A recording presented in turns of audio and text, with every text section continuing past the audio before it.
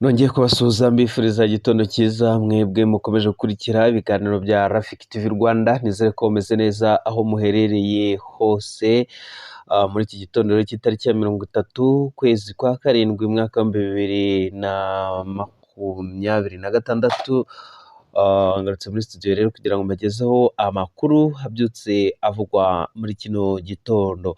Amakuru muri iki gitondo reka tuyahere mu karere ka Nyamagabe, ahari inkuru ivugwa gitabwa muri yombi ry'umuyobozi w'akarere wungirije, ubu ngubu uri mu maboko ataraye kubera ruswa y'igitsina. Ni umuyobozi wungirije ushinzwe imibereho myiza y'abaturage mu karere ka Nyamagabe, yitwa Uwamariya Agnes, bivuga ko yatawe muri yombi. Amakuru dukesha Umuseke nawo ukaba awayakesha bamwe mu bakozi bakorera muri aka karere, avuga ko hashize ku munsi w'ejo uyu muyobozi wungirije Uwamariya Agnes ushinzwe imibereho myiza y'abaturage yatawe muri yombi muri aka karere, akaba rero ubu ari mu maboko ataraye. Aya makuru ahamya ko Uwamariya Agnes akurikiranweho guhishira icyaha cy'ubugome ku mugore gitifu w'umurenge wa Musebeya, Nkurikiyimana Pierre, yasabaga ruswa y'igitsina ariko undi yanga ko baryamana, bituma amuhesha kujya gukorera kure mu wundi murenge. Hanyuma umwe mu bavuganye n'umunyamakuru w'Umuseke rero avuga ko Uwamariya yafashwe ku gicamunsi cy'ejo ku wa gatatu tariki ya 29 Nyakanga 2026, ajya kubazwa, aho yagize ati ubu tuvugana yinjiye muri kasho ya RIB. Bamwe mu bahaye Umuseke amakuru bavuga ko uyu mugore gitifu wa Musebe yakaga ruswa ishingiye ku gitsina, yabonye amurembeje ajya kubibwira Uwamariya Agnes ku karere kuko rero ushinzwe imibereho myiza. Hageze undi ngamwuka inabi, umugore asohoka arira. Avuga ko rero ibimenyetso byose by'ihohoterwa yakorewe na gitifu uyu mugore yakomeje kubibika, ubu akaba aribwo yabibwiye urwego rw'ubugenzacyaha RIB kugira ngo rubikurikirane. Umuseke wagerageje guhamagara umuyobozi w'akarere ka Nyamagabe Niyomwungeri Hildebrand ngo agire icyo avuga kuri ibi bibazo, ariko ntiyashoboye kwitaba. Gusa Uwamariya Agnes birakekwa ko afungiye kuri sitasiyo ya polisi iherereye mu murenge wa Gasaka, akaba aje asanga gitifu w'umurenge wa Musebeya Nkurikiyimana Pierre ugiye kumara icyumweru afunzwe, kuko ari we wabanje gutabwa muri yombi mbere y'uko uyu visi meya atabwa muri yombi, dore ko uyu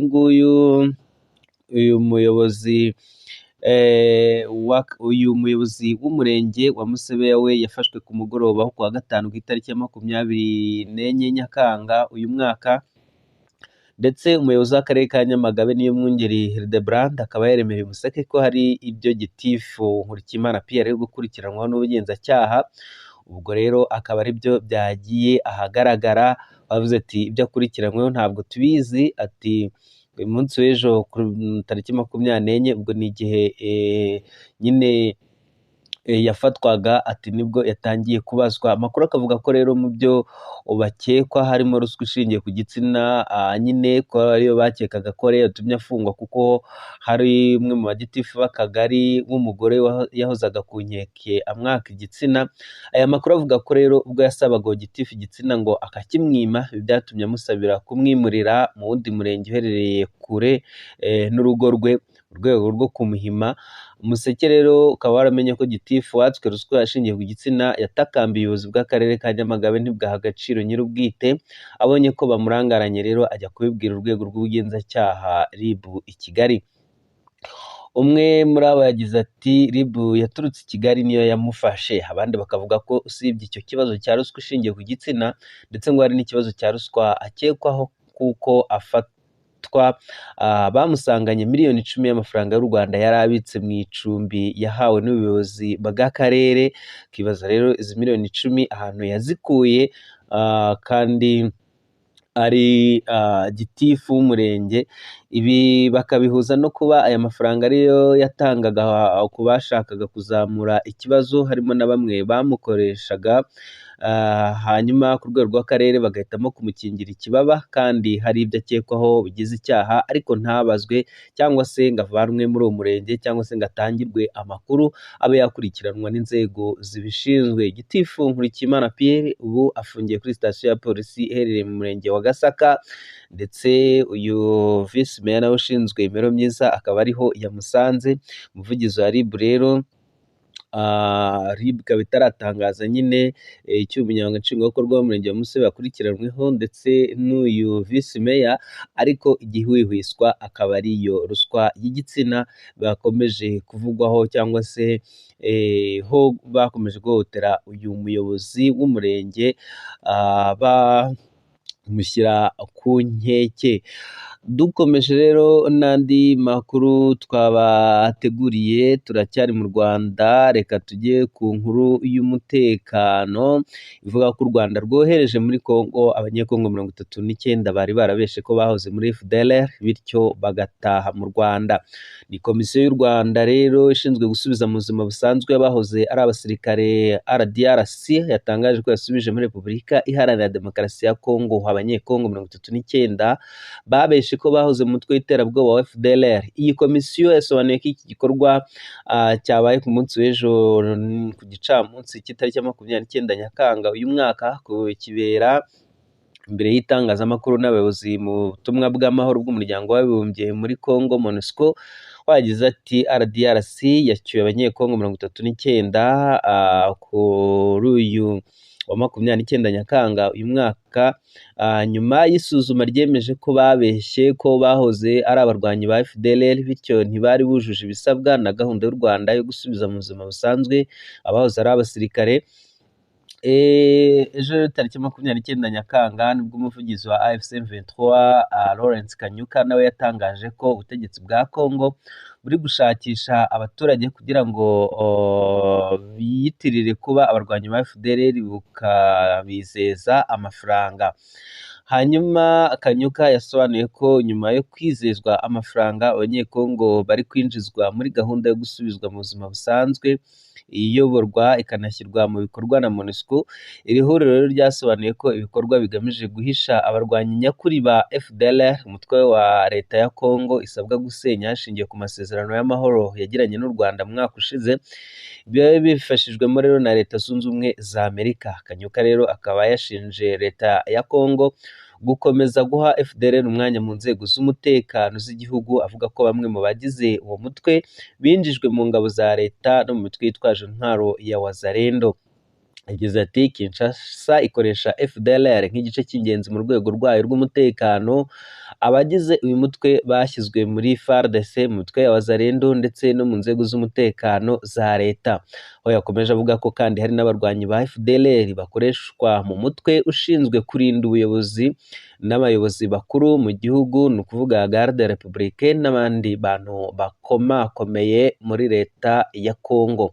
AFC M23 rero ikaba yasabye ko ibikorwa byo gusaba abaturage kwiyita abarwanyi ba FDLR bihagarara, igaragaza ko bigamije kuyobya uburari abaturage ba Congo ndetse n'umuryango mpuzamahanga kugira ngo FDLR ikomeze gukingirwa ikibaba ndetse no guhishirwa hirya no hino aho ikomeje ibikorwa nk'ibyo ngibyo byo guhungabanya umutekano. Reka dufatire inzira rimwe rero twambuke twerekeze muri Repubulika Iharanira Demokarasi ya Kongo. Turagaruka ku mirwano yabereye Nyabyondo ku munsi w'ejo, aho Nyabyondo nyine yongeye kunyeganyezwa n'ibisasu bya drone za FARDC, abaturage bagahungabana nyuma y'igitero gikomeye. Ni umutekano rero wakomeje kuzamba mu gace ka Nyabyondo gaherereye muri sekiteri ya Oso Banyungu muri teritwari ya Masisi mu ntara Kivu y'Amajyaruguru. Ni nyuma y'igitero cy'ibisasu byaturitse bitewe na drone nyine y'ingabo za Repubulika Iharanira Demokarasi ya Kongo FARDC. Hanyuma amasoko aturuka i Masisi akavuga ko icyo gitero cyagabwe mu gitondo cy'ejo kuwa kabiri ku itariki cyagabwe ku itariki ya 28 Hanyuma amakuru rero yakusanijwe aturutse mu baturage bo muri ako gace avuga ko ahagana saa 2 za mu gitondo aribwo drone y'igisirikare yabonetse iguruka hejuru ya Nyabyondo mbere yo kurekura ibisasu bibiri byaguye mu gace kegereye Kiliziya Gatolika y'aho ngaho. Hanyuma aya masoko kandi avuga ko urusaku rukomeye rw'ibyo biturika rwateje ubwoba abaturage maze bituma benshi bahagarika ibikorwa byabo bya buri munsi bahungira mu bice batekerezaga ko bifite umutekano. Mu masaha yakurikiyeho iki gitero ibikorwa by'ubucuruzi, ubwikorezi n'ibindi bikorwa bitandukanye by'imibereho by'abaturage byarasubitswe, abaturage baguma mu bwoba bwinshi, abandi barahunga, abandi baguma mu rugo, bituma rero haba umutekano muke. Amakuru aturuka aho ibi byabereye avuga ko abaturage bavuga ko ibyo bisasu byaguye hari abasivili bagaragaza impungenge ko ibikorwa bya gisirikare bya FARDC bishobora gushyira ubuzima bw'abaturage mu kaga. Gusa kugeza ubu nta rwego rwigenga cyangwa se ubuyobozi buratangaza umubare w'aba baraguye muri icyo gitero cyangwa se ibyangiritse, ariko amasoko yacu kandi avuga ko kugeza ubu aho ibyo bisasu byaguye bikomeje kubuzwa ibintu bituma bidashobora gukora isuzuma ryigenga ry'ingaruka z'icyo gitero cyangwa se kwemeza amakuru ku byaba byangiritse bitewe n'umutekano ukiri mukeya. Iki gitero rero kibaye mu gihe intambara ikomeje gukaza umurego mu bice bitandukanye bya teritwari ya Masisi, aho ingabo za Repubulika Iharanira Demokarasi ya Kongo zikomeje guhangana n'ihuriro Alliance Fleuve Congo AFC M23. Imirwano rero ikaba yakomeje guteza umutekano mukeya ndetse no kwimura abaturage benshi no kongera ibibazo by'ubutabazi mu bice byinshi byo muri Kivu y'Amajyaruguru. Reka rero tukiri muri Repubulika Iharanira Demokarasi ya Kongo tuvuga iby'urukiko rwa Kinshasa, ni ukuvuga Cour supreme rwahaye Tshisekedi amahirwe yo kongera kuyobora Kongo muri manda ye ya gatatu. Ni nyuma y'imyigaragambyo yakomeje kugaragara muri iki gihugu ivuga ko igitekerezo cya Tshisekedi cyo guhindura itegeko nshinga kugira ngo abone uko yiyamamariza indi manda ya gatatu batagishyigikiye. Urukiko rushinzwe kurinda itegeko nshinga muri Repubulika Iharanira Demokarasi ya Kongo ku wa kabiri rwemeje itegeko rigena imitunganyirize ya referendum ku rwego rw'igihugu, icyemezo abatavuga rumwe n'ubutegetsi bavuga ko gishobora guha Perezida Felix Tshisekedi inzira yo kwiyamamariza manda ya gatatu. Urukiko rero rwemeje ko iri tegeko rihuye n'itegeko nshinga rya Kongo. Abacamanza 7 nibo basinye icyo cyemezo, biteganyijwe ko kizashyirwa ahagaragara mu igazeti ya leta.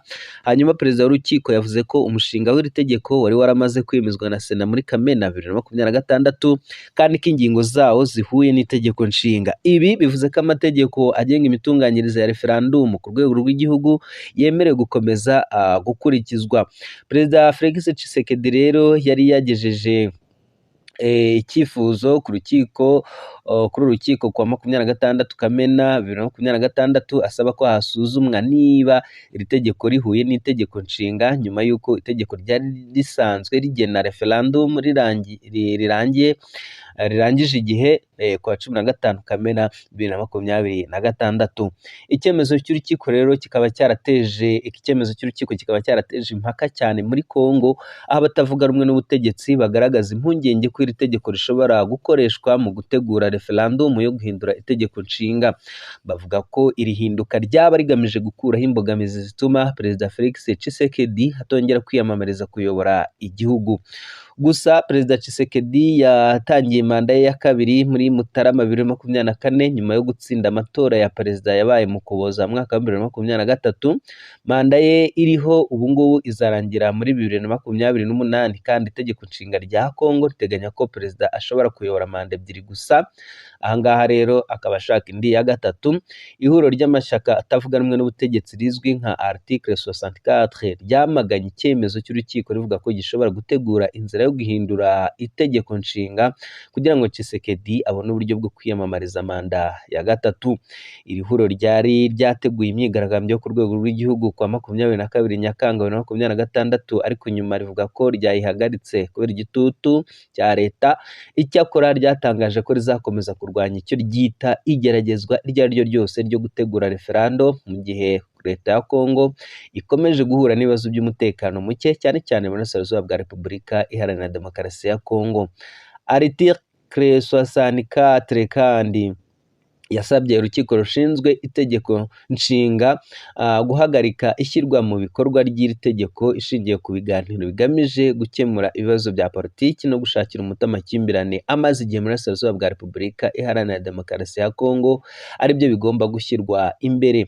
Nubwo icyemezo cy'urukiko ubwacyo kidahindura manda ya perezida cyangwa ngo gihite giha Tshisekedi uburenganzira bwo kwiyamamariza manda ya gatatu, abatavuga rumwe n'ubutegetsi bavuga ko kwemera amategeko agenga referendum bishobora kuba intambwe y'ingenzi cyangwa se intandaro yo kumuha icyuho cyo kwiyamamaza mu gihe yaba ashaka guhindura ingingo z'itegeko nshinga zimubuza kongera kwiyamamaza. Ibi rero byatumye abatavuga rumwe n'ubutegetsi bwa Repubulika Iharanira Demokarasi ya Kongo cyangwa se abatavuga rumwe n'ubutegetsi bwa Perezida Felix Antoine Tshisekedi muri Repubulika Iharanira Demokarasi ya Kongo bateguza leta imyigaragambyo bavuga ko ibingibi batabyemera.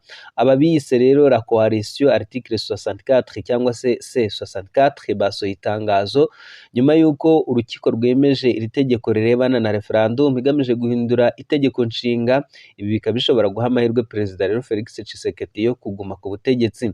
Mu itangazo basomye mu mashusho, la coalition article 64 article 64 bavuga ko ntawe uri hejuru y'itegeko nshinga, bavuga ko ntawe ujya impaka n'itegeko nshinga kandi ko bireba buri wese.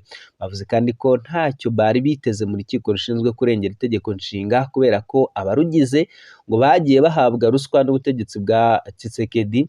La coalition article 64 rero bavuga ko icyemezo cy'urukiko cyemeza umugambi wo kurenga ku itegeko nshinga kandi ko gifungura amarembo yo kwicikamo ibice bw'igihugu cya Kongo aribyo bise balkanisation.